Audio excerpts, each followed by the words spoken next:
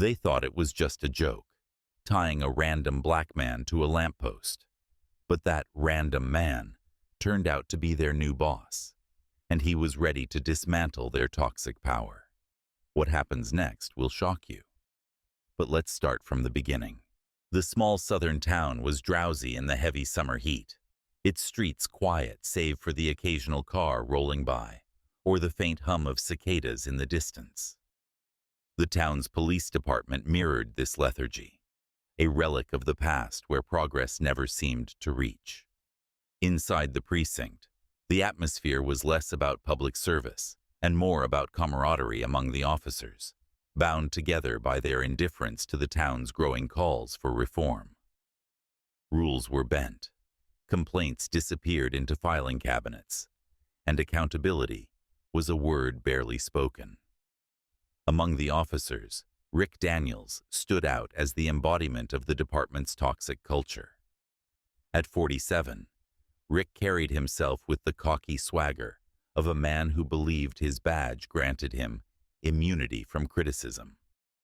Known for his biting sarcasm and penchant for turning routine patrols into personal playgrounds, Rick had little respect for the community he was sworn to protect. His rookie partner, Mike Stevens, was a fresh face, wide-eyed and eager to learn, but too timid to push back against Rick's dominant personality. This particular day was one of those slow, languid afternoons where the sun seemed to hang in the sky forever. Rick and Mike were idling in their squad car near the park, half-heartedly scanning for action. Rick leaned back in his seat, sipping his coffee with exaggerated ease. "Boring day," he muttered, his eyes lazily trailing a jogger before they landed on a lone black man standing by a bench. The man was tall, with a sturdy frame, dressed in a simple t-shirt and jeans, and carrying a large duffel bag slung over one shoulder. He seemed to be minding his own business, gazing at the park's tree-lined paths. Rick's lips curled into a smirk. "Hey, new game," he said, nudging Mike. "Let's haze him." Mike glanced at the man, hesitant. "You sure, Rick? He doesn't look like he's doing anything." "Relax," Rick said, grinning. "Just a bit of fun. Consider it a learning opportunity, rookie." Mike swallowed hard, but followed as Rick swung the car door open and strolled toward the man. "Afternoon," Rick called out, his voice carrying a false cheer. The man turned, meeting their gaze with calm, steady eyes. "Can I help you, officers?" he asked evenly. Rick chuckled. "Help us? No, we're just here to make sure everything's in order. What brings you out here today, friend?" The man raised an eyebrow, but answered politely. "Just passing through, enjoying the park." Rick's tone turned sharp, laced with sarcasm. "Passing through with a bag that size? What's in it? Hope you're not planning to camp out here." The man met his sarcasm with composure. "Nothing but essentials. My name's Marcus Campbell, by the way." Rick ignored the introduction entirely, motioning to Mike to circle the man. "Mind if we take a look? Just routine." Before Marcus could respond, Rick snatched the bag and opened it. Inside was a neatly packed set of clothes, toiletries, and a long coil of rope. Rick held the rope aloft, a wicked grin spreading across his face. "Well, well, what are you, a cowboy? What's this for?" Rick teased, holding it like a trophy. "Planning to lasso someone?" Marcus didn't flinch. "It's for work," he replied. "I'm in the construction business." Rick laughed, tossing the rope to Mike. "Construction, huh? Let's test it out." "What do you mean?" Mike asked nervously, though he could already guess. Rick slapped the lamppost next to them. "Let's show our friend here how we maintain order in this town." In moments, Rick and Mike had looped the rope around Marcus, tying him to the pole in a crude, mock capture. Passers-by slowed, some pulling out their phones, others shaking their heads in silent disapproval. No one stepped in, fear and disbelief rendering them mute. Rick pulled out his phone, snapping selfies with Marcus tied up in the background. "Teaching lessons one rope at a time," he quipped, grinning as Mike looked away, clearly uncomfortable but too afraid to intervene. Throughout the ordeal, Marcus remained composed. His expression was one of quiet endurance, his eyes scanning the officers' faces as though memorizing every detail. When Rick's laughter finally died down, Marcus tilted his head slightly. "Y'all done?" he asked, his voice calm and even. The simple question caught Rick off guard, and for a brief moment, his grin faltered. But he recovered quickly, waving dismissively. Yeah. Untie him, rookie. Let's go find something better to do." As Mike fumbled with the knots, Marcus adjusted his shirt, brushed off his shoulders, and picked up his bag. He stood tall, looking Rick in the eye.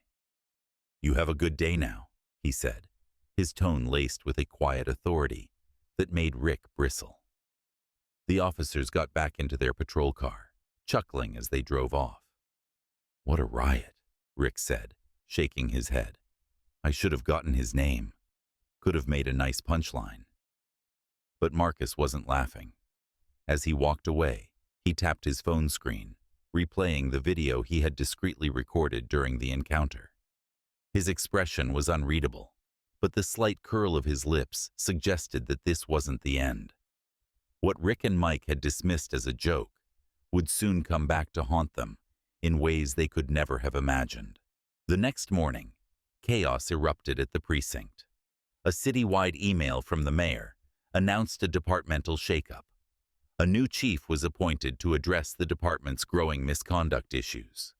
Marcus Campbell, a decorated veteran of internal investigations in major cities, was the chosen leader.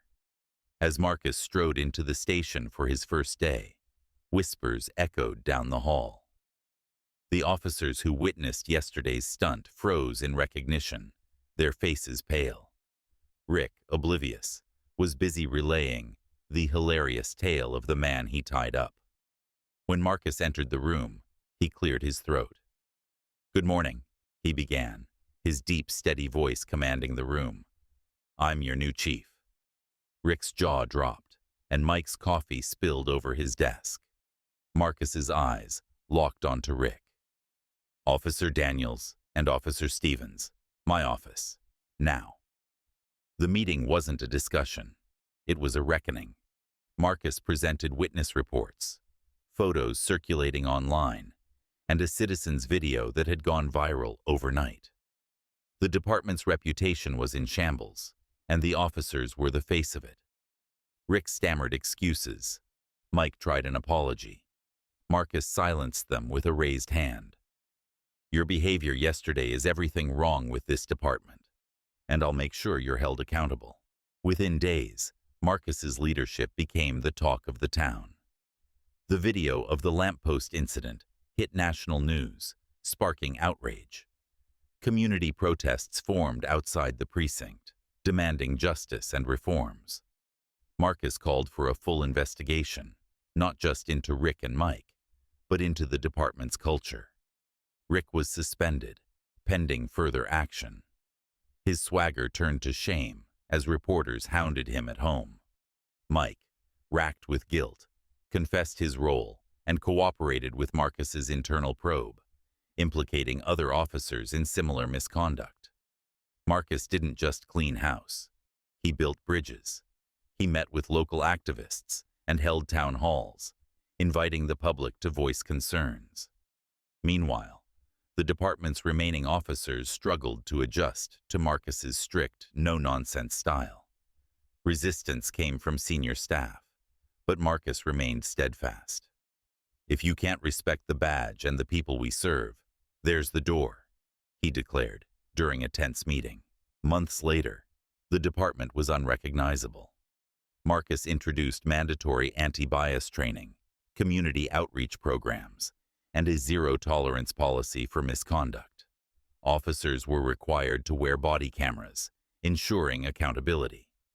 Rick's career ended when the investigation revealed a pattern of abusive behavior. He left town, disgraced. Mike, remorseful, stayed on under probation, proving himself by actively working to repair community relations. As for Marcus, he became a symbol of resilience and leadership.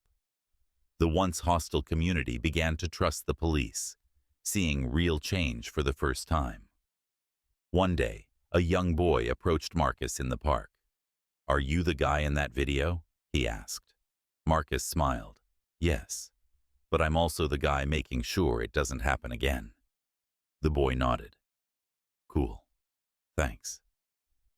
Marcus's fight was far from over, but for the first time, the town had hope, and it all started with a lamppost and a lesson in humility.